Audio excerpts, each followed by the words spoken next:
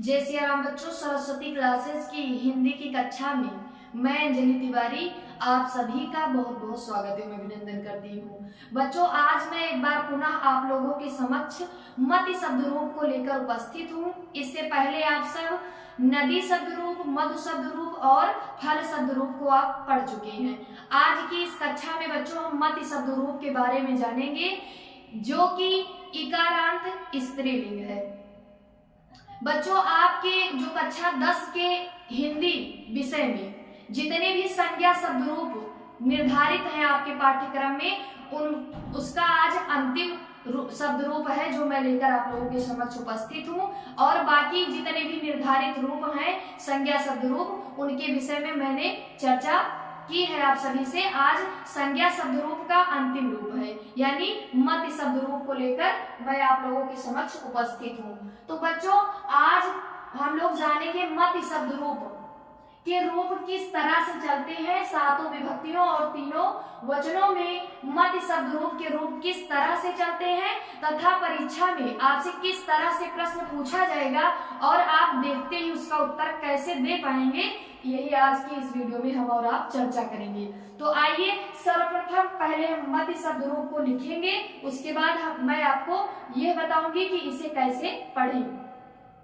तो आइए लिखते हैं। बच्चों, इसका रूप जो चलेगा मति शब्द रूप का, ये पहले इकारांत स्त्रीलिंग है। मति शब्द रूप इकारांत स्त्रीलिंग है। ध्यान रखिए बच्चों, नदी जो शब्द रूप है वो इकारांत है, लेकिन जो मति शब्द रूप है आपका वो इकारांत है। यानी हर वीडियो में मैंने आपसे यही चर्चा की है, कारांत के विषय में बताया मैंने। हर जितने भी रूप मैंने पढ़ाए हैं उन सब में मैंने कारांत के विषय में आप सभी को बताया है। तो देखिए बच्चों, यहाँ पे मति मैंने बताया था, कोई भी शब्द आपको दिया हो, आपको कुछ नहीं करना है, केवल आपको अंत में जाना है और देखना है कौन सा अक्षर है।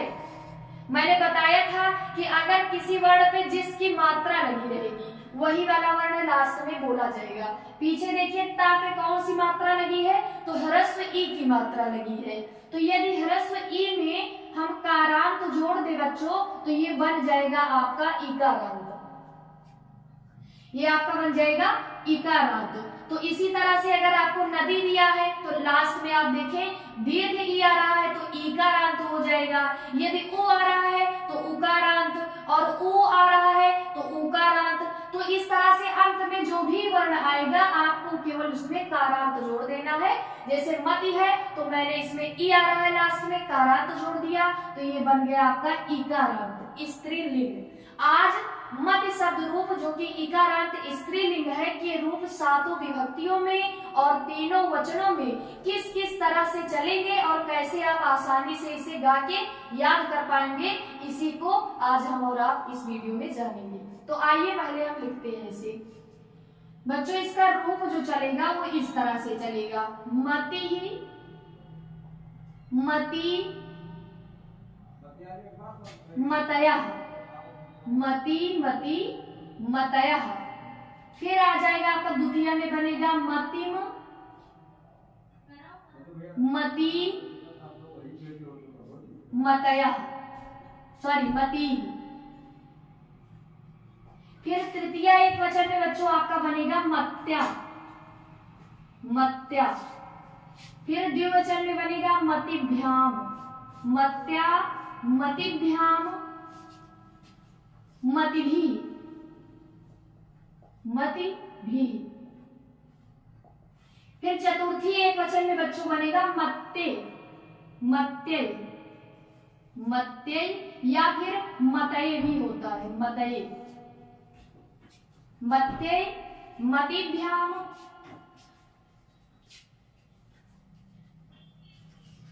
मतिभ्यः।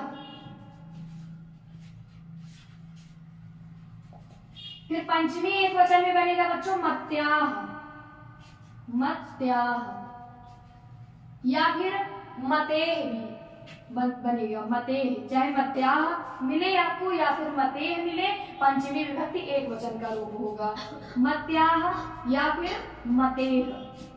षष्ठी में भी बिल्कुल वैसे ही रहेगा, मत्याः, मतेः। फिर सप्तमी एक वचन में बनेगा बच्चों मत्याम, मत्याम या फिर मतौ। और संबोधन एक वचन में बनेगा आपका हे मते, हे मते। अब इधर बनेगा आपको मति मति, ऊपर दो सेम ही रहेगा। 3 बार आपको भ्याम भ्याम मैंने बताया था, तृतीया चतुर्थी पंचमी द्विवचन आपको केवल भ्याम भ्याम जोड़ देना है। जैसे मतिभ्याम मतिभ्याम मतिभ्याम मतिभ्याम। फिर 2 बार आपको यो यो करके मत्योह मत्योह मत्योह मत्योह। फिर हो जाएगा ऊपर वाले की ही तरह हे मति, हे मति। फिर इधर हो जाएगा बहुवचन में बच्चों मतयः मतिः मतिभिः मतिभ्यः मतिभ्यः। मति नाम, ध्यान रखें बच्चों मति नाम है, दीर्घ मात्रा लगी हुई है तापे, इसको विशेष ध्यान रखें। क्योंकि और देखिए मतिभ्याम मतिभ्या सब में ह्रस्व ई की मात्रा लगी है, लेकिन जो मति नाम है उसमें दीर्घ ई की मात्रा लगी है। और जो सप्तमी बहुवचन में बनेगा वो बनेगा मतिसु। और बहुवचन में, संबोधन बहुवचन में बिल्कुल सेम ही रहेगा, ऊपर वाले की तरह हे मतयः, हे मतयः। तो ये था बच्चों आपका मधु शब्द रूप। अब आइए इसको पढ़ते हैं। पहले एक एक पढ़ेंगे, पहले एक एक वचन का पूरा क्लियर करेंगे, फिर द्विवचन का, फिर बहुवचन का। तो पहले आइए एक एक शब्द को पहले हम अच्छे से क्लियर करते हैं कैसे इसको पढ़ना है। यदि आपको इस पे देखने में परेशानी अनुभूत हो रही हो तो आप अपनी पाठ्य पुस्तक में मति शब्द रूप को खोलकर अपने सम्मुख रख लें तथा हमारे साथ एक एक शब्द बोलते चलें। तो बच्चों आइए शुरू करते हैं। मतिः मतिम मत्या मत्यै मत्याः मत्याः मत्याम हे मते। अब दो दो पढ़ लेते हैं। मतिः मतिम मत्या मत्यै मत्याः मत्याः मत्याम हे मते। अब हम 4 को एक साथ पढ़ेंगे, 4 ऊपर एक तरफ और 4 नीचे का। मतिः मतिम मत्या मत्यै मतिः मतिम मत्या मत्यै मत्याः मत्याः मत्याम हे मते मत्याः मत्याः मत्याम हे मते। बच्चों आप इस तरह से एक वचन का यानी मत शब्द रूप के एक वचन 7 विभक्तियों के आप बहुत ही अच्छे ढंग से गा के याद कर सकते हैं। आइए एक बार पुनः गाते हैं हम। मतिः मतिम मत्या मत्यै मतिः मतिम मत्या मत्यै मत्याः मत्याः मत्याम हे मते मत्याः मत्याः मत्याम हे मते। यहाँ पे देखिए बच्चों चतुर्थी एक वचन में मैंने 2 रूप लिखे हैं, एक है मत्यै और एक है मतये। तो आपको दोनों ध्यान में रखना है। अगर मत्ते पूछ रहा है तब भी आपको चतुर्थी एक वचन ही बताना है। यदि आपसे इस तरह से परीक्षा में पूछे कि मति शब्द रूप का चतुर्थी विभक्ति एक वचन में क्या रूप बनेगा, तो यदि आपको मत्ते नहीं मिल रहा है मतये मिल रहा है तो आप मतये वाला ऑप्शन करेक्ट करें। तो इसलिए आपको दोनों ही रूपों को ध्यान में रखना है, चाहे मत्ते आए या फिर मतये आए। मैंने बताया है एक ही मात्रा अगर लास्ट में आएगी तो चतुर्थी विभक्ति एक वचन का रूप होगा। तो यहाँ पे देखिए, यहाँ पे डबल मात्रा केवल है और यहाँ पे सिंगल एक ही है, तब भी आप अनुमान लगा सकते हैं कि चतुर्थी विभक्ति एक वचन का ही रूप है ये।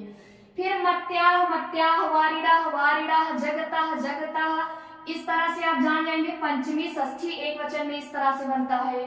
और मत्याम ये है सप्तमी विभक्ति एक वचन का रूप। और संबोधन में यहाँ पे बच्चों बनेगा हे मते।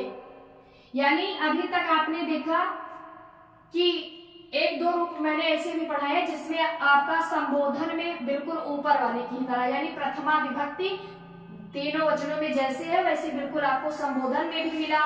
लेकिन कहीं कहीं आपको एक वचन संबोधन एक वचन में चेंजिंग देखने को मिलेगी, इसको आपको विशेष ध्यान रखना है। जैसे देखिए बच्चों, यहाँ पे ऊपर मति ही है लेकिन नीचे हे मते है। अगर आप ध्यान नहीं देंगे तो आपसे गलती हो सकती है। तो इसलिए हे मते, इसको ध्यान रखें, संबोधन में हे मते बनेगा, संबोधन एक वचन में हे मते ही बनेगा।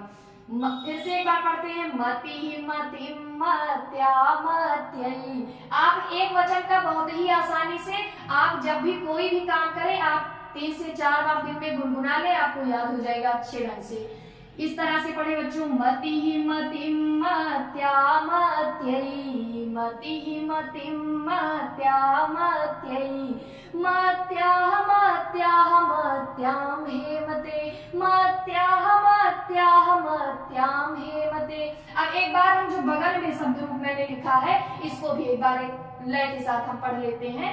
मति मति मत्या मतये, मति मति मत्या मतये, मतेह मतेह मतौ हे मते, मतेह मतेह मतौ हे मते। तो आप दोनों ही तरीके से बच्चों पढ़ सकते हैं आप सब। अब आते हैं द्विवचन पे।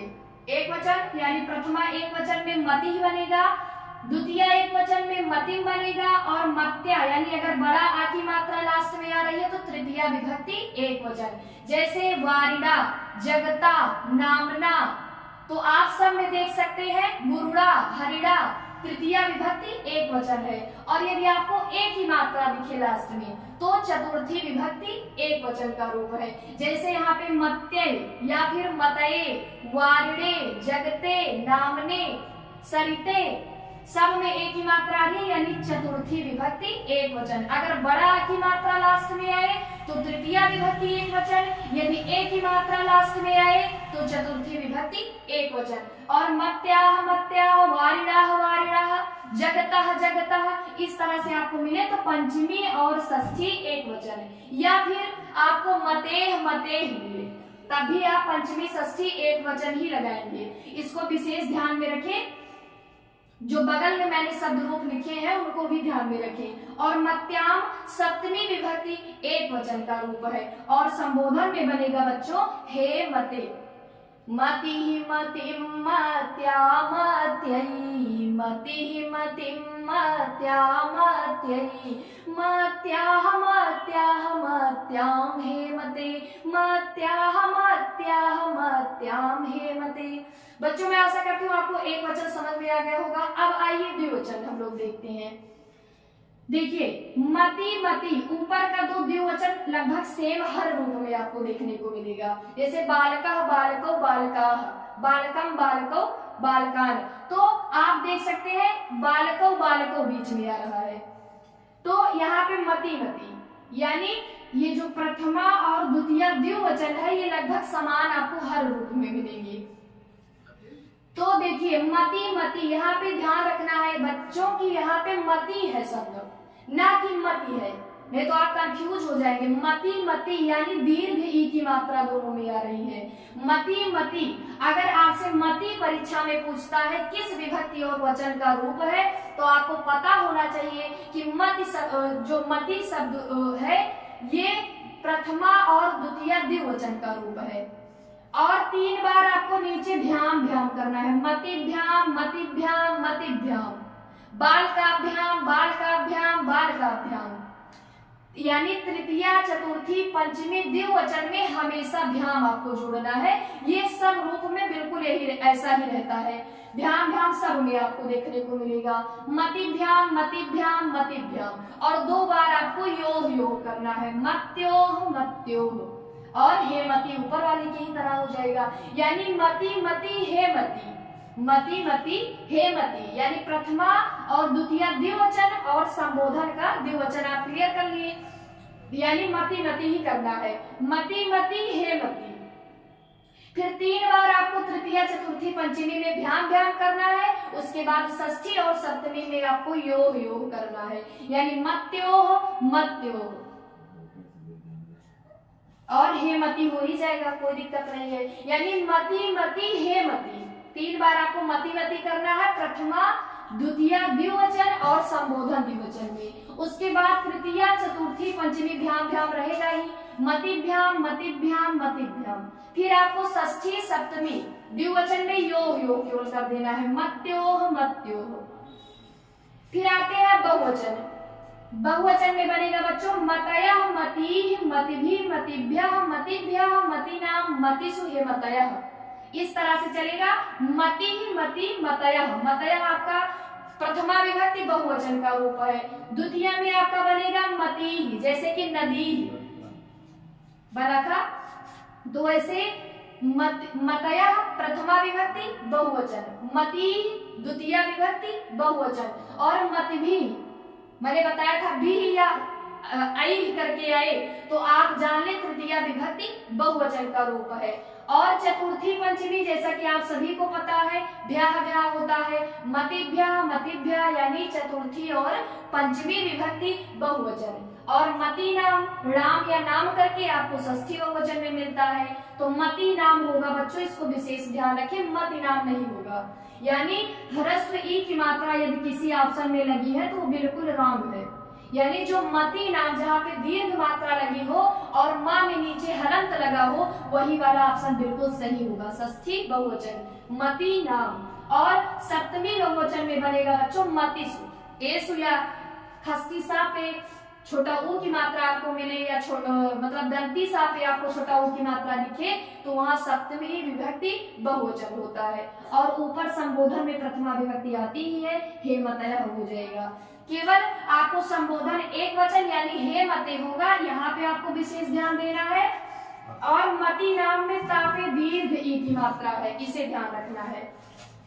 तो ये था बच्चों आपका मति शब्द रूप का, जो कि इकारांत स्त्रीलिंग है, सातों विभक्तियों और तीनों वचनों में रूप। अब आइए एक बार इस तरह से पढ़ लेते हैं। अभी हमने एक एक वचन सबका देखा, एक वचन फिर द्विवचन फिर बहुवचन। अब आइए इस तरह से देखते हैं कैसे चलेगा।